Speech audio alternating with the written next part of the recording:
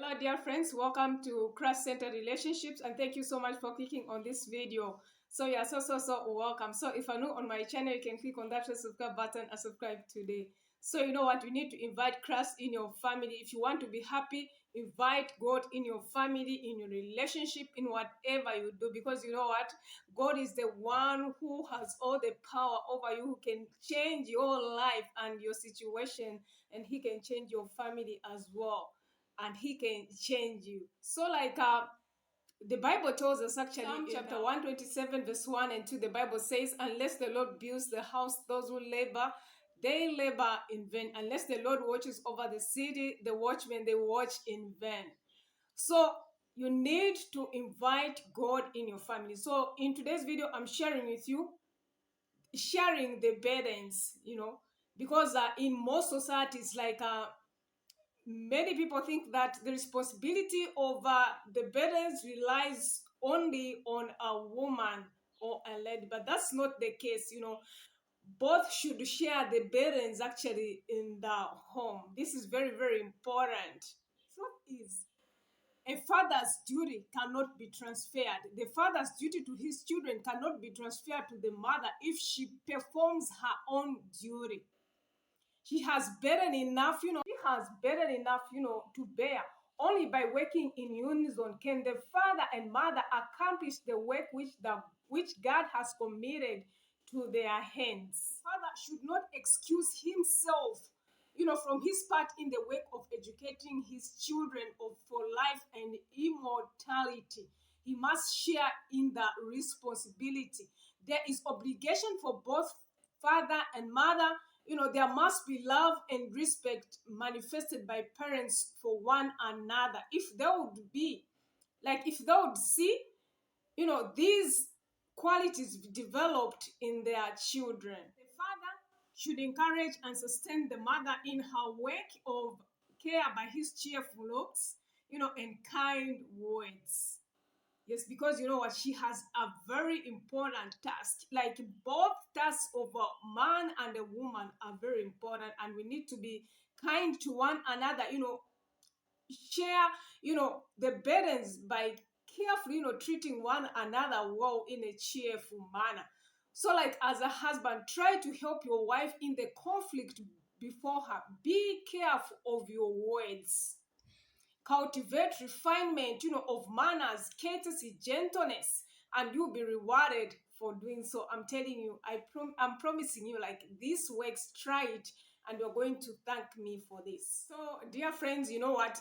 As a man, you need to have tender ministration that will lighten the mother's load or your wife's load. Whatever may be his calling and its perplexities, let the father take into his home the same smiling countenance and pleasant tones which he has all day greeted visitors and strangers. Because you know what? There are some men who are good to strangers, but to their family, to their wives and children, they are wolves. So that is not supposed to happen. It's your responsibility, to take tender care of your family and to be considerate of your wife or the mother, because she's doing a great work, a sacred work which cannot be transferred to any other person. Let your wife know that she can lean upon the large affection of you as a husband, and that his arms will strengthen and uphold her through all her toils and cares, that his influence or your influence will sustain hers and her burden will lose half its weight. Are the children not his as well as hers? So, like, both children in a home are both yours. They are not only for your wife. So the wife may gather to herself, burdens which she may supposed to be of a greater importance than to help her husband in bearing his portion of responsibility, and the same is true of the husband. So tender ministration are of value. There is a tendency of a husband, to feel to go out and come into his home more as a border than a husband of the family circle. Beloved of my father, domestic duties are sacred and important. Yet they are often attended by a weary monotony. The countless cares and perplexities become irritating without the variety of change and cheerful relaxation which husband and father frequently has in his power to grant her if he chose, or rather if he thought it necessary to be, or desirable to do so. The life of a mother in the humbler walk of life is one of unceasing self-sacrifice, made harder if the husband fails to appreciate the difficulties of her position and give her his support. So as a husband, give your wife support. She needs it. She's doing a sacred job and she's perplexed by so many troubles in a home, like taking care of the children, to make sure that they grow up in the way of the Lord. As a household, just, it's not something easy. It is difficult. So you need to encourage your wife, you know, and make sure that you support her in everything that she's doing. You need to show consideration even if your wife is feeble.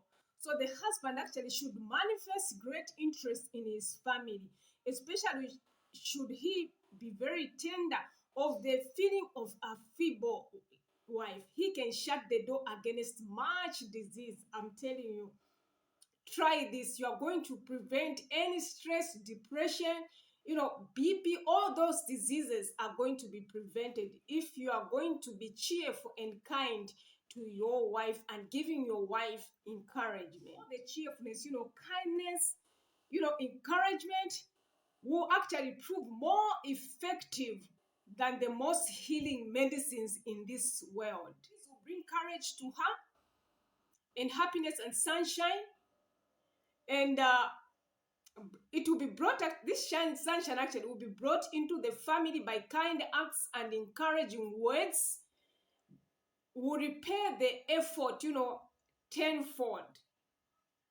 Yes, so the husband should remember that much of the burden of training his children rests upon the mother, that she has much to do with molding their minds. This should call into existence his tenderest feelings, and with care should he lighten her burdens. He should encourage her to lean upon his large affections and direct her mind to heaven. Yes, where there is strength and peace. Rest for the weary. So he should not come to his home with a clouded brow, but should with his presence bring sunlight in the family, and should encourage his wife to look up and believe in God. Yes, out like unitedly, they can claim the promises of God and bring his rich blessing into the family. As a husband, in a home, you're not supposed to be a tyrant. Remember, you are representing God in the family. Just as Christ is the head of the church, you are the head of the house. So you need to lead on, softly. You need to be gentle as a lamb, just as Jesus is gentle. So you are supposed to be like Christ, because you know what? You are representing Christ in that family. So many a husband and father might learn a lesson actually from the carefulness of the faithfulness shepherd Jacob, when urged to undertake a rapid, and difficult journey, made answer: the children are tender, and the flocks and the herds with the young are with me. And if men should overdrive them, one day all the flock will die. I will lead on softly, according as the cattle that goes before me, and the children be able to endure. Hallelujah. A toilsome way, let the husband and father, lead on softly as a companion of his journey, to be able to endure amidst the world's eager rush for wealth and power. Let him learn to stay his steps, to comfort and support the one who is called to walk by his side. Husband should aid his wife by his sympathy and unfailing affection. If he wishes to keep her fresh and gladsome, so that she will be as sunshine in the home, let him help her bear her burdens. Yes, his kindness and loving courtesy will be to her a precious encouragement, and the happiness he imparts will bring joy and peace, to his own heart. Because you know what, if your wife is happy, then you'll also be happy. If your husband is happy, if there's happiness in the family, then it means there will be a happiness with everyone in the household. Mother actually is deprived of care and comfort she should have if she is allowed to exhaust her strength through the overwork of through anxiety and gloom.